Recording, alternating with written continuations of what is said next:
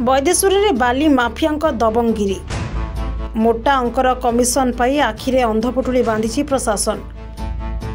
लोके हेउचंती हंतसंत अभियोग कले शुणुनी प्रशासन मासिकिया बटी पाई गणमाध्यम भी चुप। कटक जिला बांकी तहसिल बୈदेश्वर थाना अधीन विभिन्न स्थान बेआईन भाव चोरा बाली चालाण होते बांकी प्रशासन और खनि विभाग सबू जानी शुणी चुप रही। चोरा बाली माफिया प्रति कौनसी पदक्षेप ग्रहण न करने पछरे कि उद्देश्य लुचि रही ताहा साधारण लोके पचारे।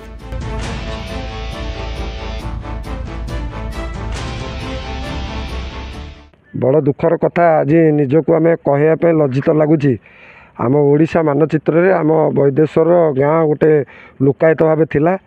जहाँ एत परिचय सृष्टि कला पर त्रिकुटाधाम और टी ब्रिज लगी सारा भारत में आम गाँव ख्याति अर्जन करिछि। किंतु बड़ दुखर विषय परितापर विषय एठी सरकार जो नियम रही नियम को उल्लंघन करी खुलम खुला भाव ये दिन द्विपर मध्य चोरा बाली चालाण चली एठी हजार हजार संख्यार बाली मध्य से स्थानीय जगार गदेइछन्ति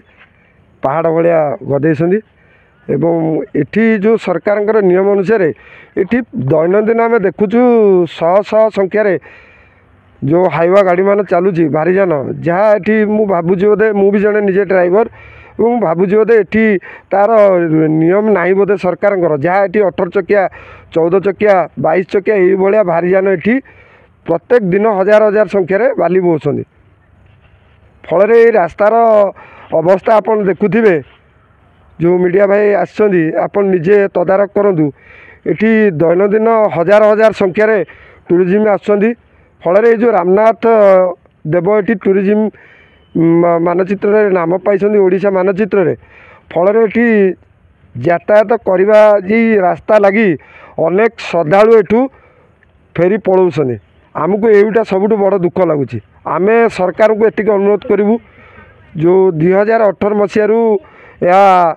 टेंडर प्रक्रिया आरंभ कराइला किंतु आम सेतेबेले जो जनशुणाणी कराइला कलेक्टर कहते या 5 वर्ष पर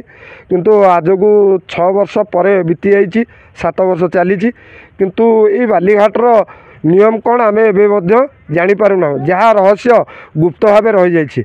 केते दिन टेंडर रही केबे अवधि बंद करा जाना एवं सरकार को अनुरोध करुचु ये जो रास्ताटी जदि मरामती करा जाए यार नूतनीकरण करा जाए आम आशा करुचु अनेक पर्यटन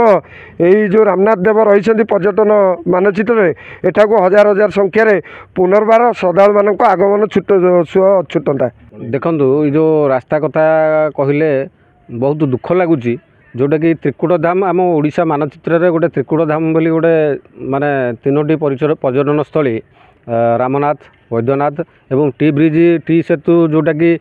सारा ओडिशा कौन भारत में भी माने बर्तमान परिचय सृष्टि कलानी सिंहनाथ देव से जगह को जो लोक मैंने आसुँच ये रास्तार अवस्था देखिकी बोधे टूरिस्ट संख्या थर कमिगले मुझे अनुमान करुँचा जीवार हबार मुख्य कारण है जो आम बालीघाट रे जो बड़ बड़ हाइवा चली बोधे रास्तार अवस्था या मु कौन सारा अंचलवासी भी अनुभव करुँच जहाँफल कि टूरिस्ट संख्या ये कमी कमी चली जो किंतु 2018 मसीह बालीघाट यार पाई किंतु बर्तमान तार सेटा वैलिडिटी अच्छी ना नहीं ता भी जानी नहीं कि जाना भी चेष्टा करनी जेहेतु सरकार एथुरु किसी राजस्व कमाउछन्ति। मोर अनुरोध सरकार को यह रोचे से बालीघाट कथा जहाँ हूँ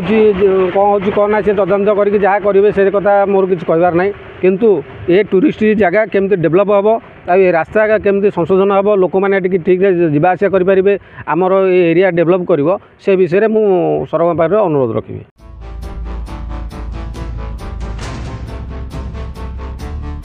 बाली चोरा जोगु सरकार कोटी कोटी टंका राजस्व हानि घटुछि सेथिप्रति कौनसी सरकारी कार्यानुष्ठान ग्रहण करा जाउ नाही।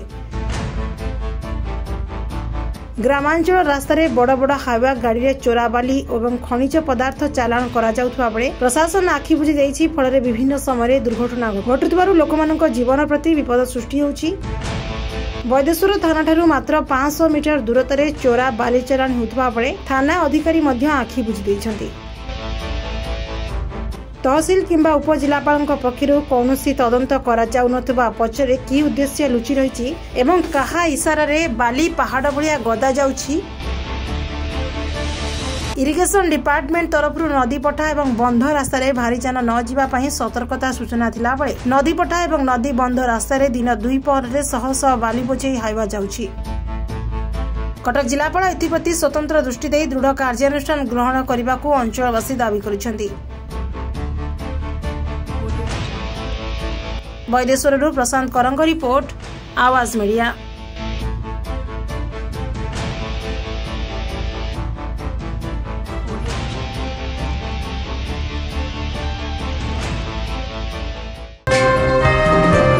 Please subscribe Awaaz Media on YouTube